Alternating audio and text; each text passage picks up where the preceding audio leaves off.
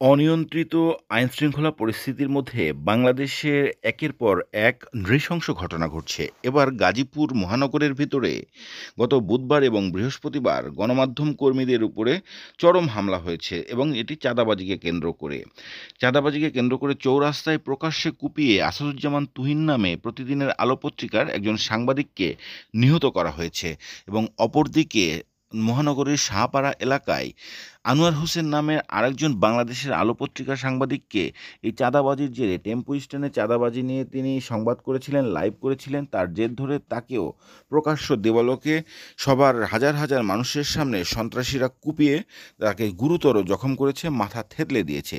এই দুটি ঘটনায় এভাবে যে প্রকাশ্য দিবালোকে ঘটছে সেটা নিয়ে সংশয় দেখা দিয়েছে এবং প্রত্যক্ষদর্শীরা এই ঘটনাগুলোর বর্ণনা দিয়েছে, তা আপনাদের সামনে এখন তুলে ধরা হবে। আপনারা শুনে দেখুন।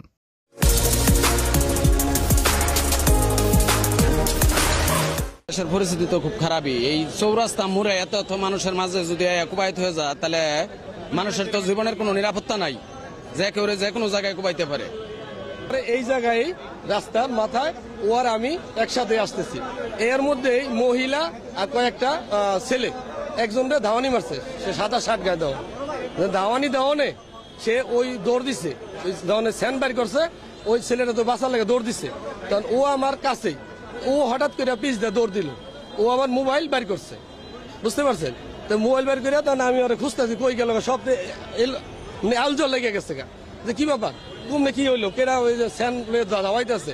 আমি পিছে পিছে দৌড় পারি, এদিকে দৌড় পারি, পরে শুনি যে এই জায়গায় আইসা এই দোকানের মধ্যে তারা কোবাইতেছে। তখন আমি ওই দূরে যে ব্যাপারটা কি, তখন আমি তো এখানে আসতে পারতেছি না, তখন আমি সাথে সাথে পুলিশের গাড়ি এখানে থাকে, আমি পুলিশের জন্য খোঁজ করতে যাই, না পাইয়া আমি সাথে সাথে বাসন থানার ওসিকে আমি ফোন করি, ফোন করার পরে সে বলছে যে আমি টিম পাঠাচ্ছি, এইটুকুই জানা, পরে তো সে ধইলা পড়ে যায়।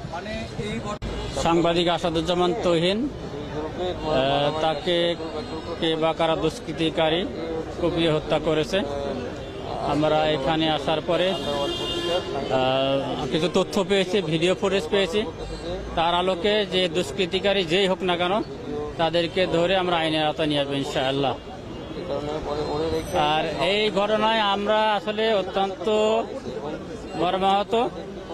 এই প্রকাশ্য দিবালোকে এখানে এ ধরনের একটা ঘটনা ঘটেছে, আমরা অবশ্যই যারা এই ঘটনার সাথে জড়িত সবাইকে আইনের আওতায় নিয়ে আসবো ইনশাল্লাহ।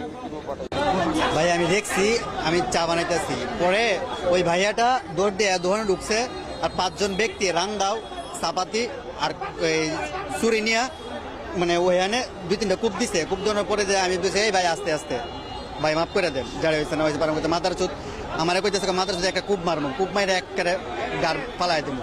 পরে আমি আমার মতন মানে ভয় পাইয়া আমি মনে করি নিচে মানে থমকাই গেছি আর কি। পরে কি হয়েছে ভাই আমি আর মনে করেন যে আমি আর 5 মিনিট পর্যন্ত গেলে ওই হয়নি গেলে মানে বসে আসলাম, মানে পরে কি হয়েছে আমি আর কিছু কই যাতাম না বড় ভাই। বিষয়টা কিভাবে নিব আসলে আমরা দেখিও পুরো আতঙ্কের ভিতরে আছি, যেমন একটা ঘটনা এইভাবে চৌরাস্তার ভিতরে ঘটছে, কারণ সাধারণ মানুষ চলাফেরা করতে আতঙ্কের ভিতরে থাকে। যেমন সে নাকি পেশাগত একজন সাংবাদিক, সে ওই দিকে থেকে দৌড়ে আসছে আত্মরক্ষার জন্য, এখানে আইসে, এখানেও তার রেহাই পাইল না। শেষ পর্যন্ত তারা খুনেরা তাদের খুন কইরা চলে গেছে। আসলে এরা তো সঠিক তদন্ত কইরা যারা এটার সাথে জড়িত ছিল তাদেরকে আইনের আওতায় আনাই আমি সবচেয়ে ভালো মনে করি। নিশ্চয়ই এটা খুব খারাপভাবে দেখার বিষয়, কারণ আমরা তো এরকম বাংলাদেশ চাই না, যে এটাছে মনে হয় যে কোনো গার্ডিয়ানহীন একটা বাংলাদেশের মধ্যে বসবাস করতেছি, যেখানে আপনার একজন মানুষ আপনার যে প্রকাশ্যে খুন করে চলে যায়। ঠিক আছে, আমরা তো মানে শুনেই এটা হচ্ছে মানে মেনে নিতে পারতেছি না। একজন মানবিক হিসেবে, একজন সাধারণ মানুষ হিসেবে এটা কখনো মেনে নেওয়া যায় না। ঠিক আছে, মানুষ পশুরা কখনো পশুর মতো এরকম ধরনের কাজ করে না, এটা দেখে আমরা খুবই মর্মাহত। আসলে আমি তো যদিও পুরো ঘটনা দেখি নাই, কিন্তু চৌরাস্তার মতো এরকম একটা জায়গার ভিতর তাও অবশ্যই প্রশাসনের ব্যর্থতা তো আছে, প্রশাসন অবশ্যই ব্যর্থতা, বড় ব্যর্থতা আছে। তাও জিনিসটা এমন না যে কয়েক সেকেন্ডে করছে, জিনিসটা মিনিমাম তো কয়েক মিনিট কোপানো লাগছে। মানুষজনই বলতেছে যে একদম নিরাপত্তা চাই।